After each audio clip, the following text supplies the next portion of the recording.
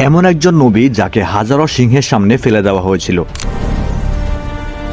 এটা ছিল সেই সময়ের কথা যখন ব্যাবিলের রাজা দারিয়ুস আদেশ দিলেন, হযরত দানিয়েলকে সিংহের গর্তে ফেলে দাও।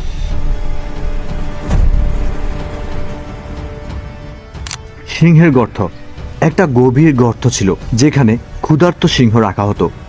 সবচেয়ে ভয়ঙ্কর মৃত্যুদণ্ড, কারণ হযরত দানিয়েল মূর্তি পূজাকে অস্বীকার করেছিলেন। তিনি শুধু আল্লাহরই সিজদা করেছিলেন। অন্ধকার রাতে ক্ষুধার্ত সিংহগুলো দাঁত বের করে তাকিয়েছিল। প্রতিটি নিঃশ্বাস ছিল মৃত্যুর বার্তা।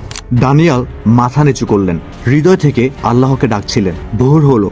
রাজা কাঁপতে কাঁপতে জিজ্ঞেস করলেন, হে দানিয়েল, তোর আল্লাহ কি তোকে বাঁচিয়েছে? দানিয়েল জোরে আওয়াজ করে বলল, ও নিষ্ঠুর শাসক, আল্লাহ ফেরেশতাদের পাঠালেন আর সিংহের মুখ বন্ধ করে দিলেন। সিংহরা ওনার পা চাটছিল। শত্রুতা বন্ধুত্বে বদলে গেল। এটা ছিল আল্লাহর কুদরতের নির্দেশ। যেখানে সত্যের উপর অবিচল থাকা বান্দাকে আল্লাহ কখনো একা ছেড়ে দেন না।